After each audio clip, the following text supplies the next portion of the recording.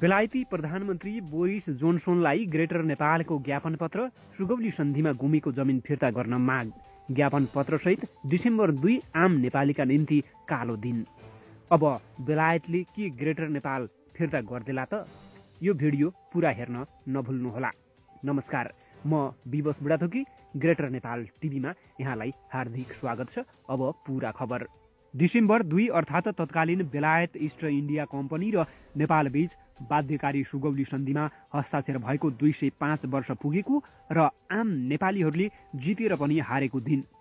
देशको जमिन गुमेको र नेपालको इतिहासमा आम नागरिकको लागि कालो दिन समेत हो। सुगौली सन्धि त्यति बेला बेलायतसँग गरिएको भए पनि अहिले भारतीय विस्तारवादले हाम्रो देशको करिब 60,000 वर्ग किलोमिटर भन्दा बढी जमिन हडपेको छ। त्यसको विषयमा लामो समयदेखि नागरिक, राजनैतिक दलहरू, सामाजिक अगुवाहरूले आवाज उठाउँदै समेत आएका छन्।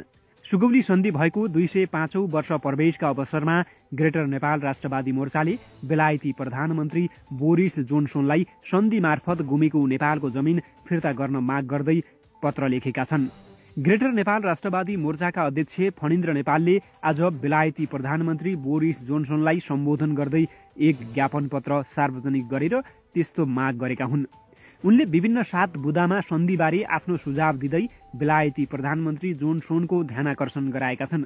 मोर्चाका अध्यक्ष नेपालले ज्ञापन पत्रमा भनेका छन्, संयुक्त अधिराज्यको बेलायत सरकारको वैधानिक प्रतिनिधि इस्ट इन्डिया कम्पनीले यही दिन एकपक्षीय रूपमा नेपालमाथि सुगौली सन्धि नामको असमान सन्धि लादेको थियो।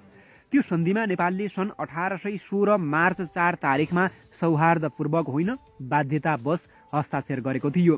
त्यस यता टेथिस र बागमती नदीहरूमा धेरै पानी बगिसकेको छ, तर नेपालीहरूको मनमा गढेर रहेको चोटको पीडामा मलम लाग्न पाएको छैन। उनले युद्ध कम जितेर पनि नेपालले आफ्नो भूमि बेलायतलाई गुमाउनु परेको दावी गर्दै भनेका छन्, सन् 1814 नोभेम्बर 1 देखि विधिवत सुरु भएको नेपाल अङ्ग्रेज युद्ध सन् 1815 मे 15 मा सम्पन्न सम्झौतामा हस्ताक्षर भएपछि टुङ्गिएको थियो। त्यही सम्झौतालाई सन्धिको रूप दिनुपर्नेमा बेलायतले काली नदी पूर्व टिस्टा नदीसम्मको सम्पूर्ण तराई र टिस्टा नदीदेखि 70 किलोमिटर पूर्व टिस्टा नगरकट्टा र सिक्किमसम्मको पहाडी प्रदेश बेलायतलाई छाड्नुपर्ने भनी नेपाललाई सहीसाब गर्न बाध्य पारियो। युद्धमा बेलायतले जित्न नसकेको र नेपालले नहारेको जमिन बेलायतले छलपूर्वक लिएको थियो। उनले सुगौली सन्धि बेलायत सरकारको प्रतिनिधि इस्ट इन्डिया कम्पनीसँग भएको कारण नेपाली भूमि विधिवत रूपमा बेलायतले नेपाललाई फिर्ता गर्नुपर्ने दायित्व भएको बताएका छन्।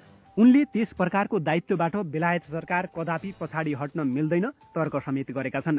बेलायतको उपनिवेशमा रहेका मुलुकहरू एक एक गर्दै स्वतन्त्र भइसकेको धेरै समय बितिसक्दा पनि सुगौली सन्धिमा नेपालले बेलायतलाई छोडेको जमिनमा पुनः इन्डियाको उपनिवेश कायम हुनु अन्यायपूर्ण रहेको उनको भनाइरहेको छ। त्यसलाई उनले बेलायती संसदको समेत अपमान हो भन्दै बेलायती प्रधानमन्त्री बोरिसलाई सुझाव दिएका छन्। बेलायती संसदको प्रतिष्ठाका निम्ति पनि त्यो सम्पूर्ण फिर्ता हुन बाँकी जमिन नेपालले फिर्ता पाउनुपर्ने उनको दाबी रहेको छ। उनले सार्वजनिक गरेको ज्ञापन पत्रको पूर्ण पाठ यस्तो रहेको छ। ग्रेटर नेपाल राष्ट्रवादी मोर्चा, विषय बेलायती प्रधानमन्त्री बोरिस जोन्सनलाई ज्ञापन पत्र।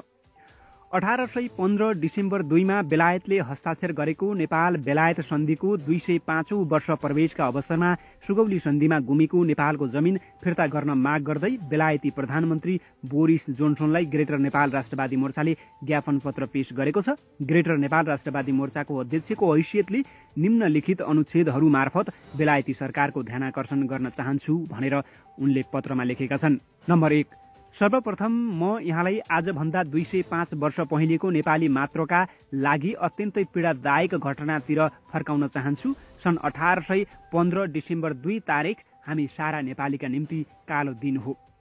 संयुक्त अधिराज्यको बेलायत सरकारको वैधानिक प्रतिनिधि इस्ट इन्डिया कम्पनीले त्यही दिन एकपक्षीय रूपमा नेपालमाथि सुगौली सन्धि नामको असमान सन्धि लादेको थियो। त्यो सन्धिमा नेपालले सन् 1816 मार्च 4 तारिकमा सौहार्दपूर्वक होइन, बाध्यतावश हस्ताक्षर गरेको थियो। त्यस यता टिस्टा र बागमती नदीहरूमा धेरै पानी बगिसकेका छन्, तर नेपालीहरूको मनमा गढेर रहेको चोटको पीडामा मलम लाग्न पाएको छैन। त्यो मलम बेलायतको हातमा छ भन्नुपर्दा हामी नेपालीहरूलाई दुःख र हर्ष एकैसाथ हुने गर्छ। हर्ष यसकारण कि बेलायत सरकारको एक विवेकपूर्ण निर्णयले सुगौली सन्धिमा हामीले गुमाएको जमिन नेपालमा पुनः एकीकृत हुनेछ।